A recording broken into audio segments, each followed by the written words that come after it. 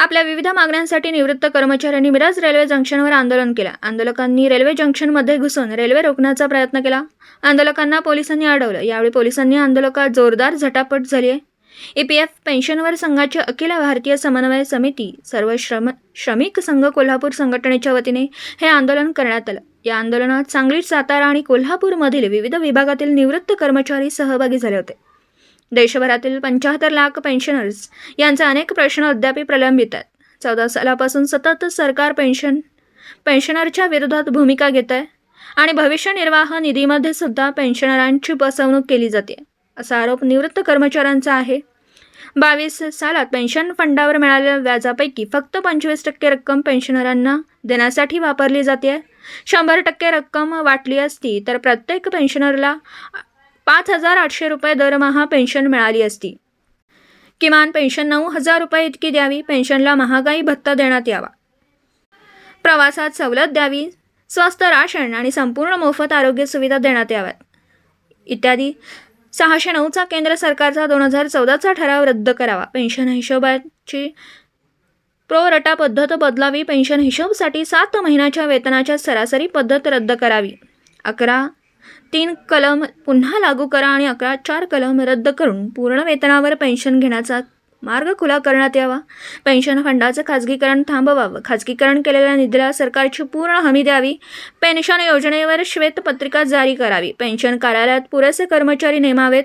या प्रमुख मागण्यांसाठी मिरज रेल्वे जंक्शनवर रेल रोको आंदोलन करण्याचं जाहीर करण्यात आलं होतं।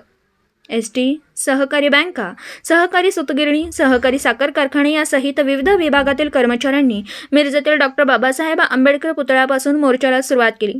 मिरज रेल्वे जंक्शनवर ठिय्या आंदोलन करत निदर्शनं करण्यात आली। यावेळी मोठ्या प्रमाणात पोलीस बंदोबस्त तैनात करण्यात आला होता। आंदोलकांनी रेल्वे जंक्शनमध्ये घुसून म्हैसूर अजमेर रेल्वे रोखण्याचा प्रयत्न केला। पोलिसांनी आंदोलकांना अडवलं। यावेळी आंदोलक आणि पोलिसांमध्ये जोरदार झटापट झाली। या आंदोलनात गोपाळ पाटील, भाऊसाहेब यादव, अशोक कदम, तुकाराम पाटील, महादेव देशमुख, दीपक कांबळे, अतुल दिघे, अनंत कुलकर्णी, प्रकाश जाधव, नाना जगताप, रवी साळुंखे, शंकर पाटील यांच्यासहित शेकडो निवृत्त कर्मचारी सहभागी झाले होते।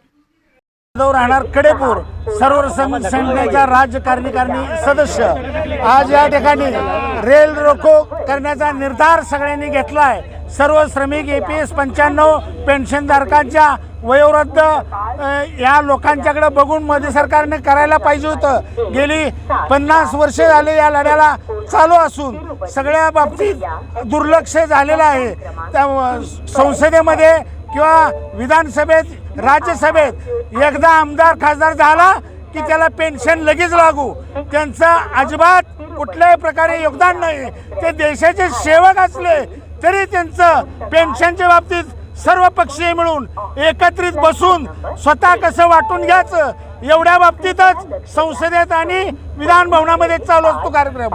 आज ह्या देशामध्ये सगळ्या स्तरातील पेन्शनर कमी असलेल्या पेन्शनरधारकांनी यापुढं सगळ्यात मोठा आवाज भाजप विरोधात आवाज करणार आहे। एवढं बोलून मी 2 शब्द थांबवतो। सांगली जिल्हाध्यक्ष गोपाळ पाटील, सर्व श्रमिक संघटना गेली 12 वर्षे आपण प्रयत्न करतो। हे मोदी सरकार आपल्याला पेन्शन वाढ करत नाही। आमच्या हक्काची असताना सुद्धा एवढा फंड आहे की व्याज सुद्धा आम्हाला 25 पैसे वाटतात। तर आमच्या मागण्या अशा आहेत की 9,000 महागाई भत्ता, त्याच्यानंतर रेशन कार्ड सवलत, त्याच्यानंतर रेल्वे प्रवासाची सवलत, त्याच्यानंतर वैद्यकीय मदत, खाजगीकरण चालू आहे आमच्या फंडाचं ते सुद्धा तहकूब केलं पाहिजे आणि जो प्रो राटा केला आहे ते सुद्धा कॅन्सल व्हावा। ही 609 जो कायदा केला आहे म्हणजे प्रो राटा पद्धतीने जे आम्हाला पेन्शन देतात 2 टप्प्यात, ती बंद केली पाहिजे। अशा दृष्टिकोन आम्ही आज देश पातळीवर सगळीकडे एकाच दिवशी काही ठिकाणी रेल रोको करतो, काही ठिकाणी रस्ता रोको करतो। आपण अशा पद्धतीने आपण चालू आहे। आज सुद्धा आम्ही सातारा, सांगली, कोल्हापूर 3 जिल्ह्यातले लोक आम्ही गोळा केले। यामध्ये 186 संस्था लोक आहेत। ST, MECB, साखर कारखाने, गिरणी कामगार, जिल्हा बँका, औद्योगिक बँका, नागरी बँका, अर्बन बँका, लहान मोठे उद्योगधंदे असे जवळजवळ देश पातळीवर 75 लोक आहेत आणि त्याप्रमाणे आम्ही देश पातळीवर आज या ठिकाणी आमच्या अखिल भारतीय समन्वय समितीच्या आदेशाप्रमाणे आज आम्ही इथं मोर्चा काढत आहोत आणि त्याला सरकारनं शेवट झाले। आणि आमचं असं ठरलं आहे जे इलेक्शनच्या अगोदर आमची पेन्शन जर वाढ नाही झाली तर आम्ही भाजप सरकारला मतदान करणारे असं आमचे देश पातळीवर संघटनेवर ठरलेलं आहे। तर त्या पद्धतीने आमचे प्रयत्न चालू आहेत आणि हे असं हे केल्याशिवाय आम्हाला सरकार हे काम करत नाही, त्या पद्धतीनं आपण काम करतोय. धन्यवाद.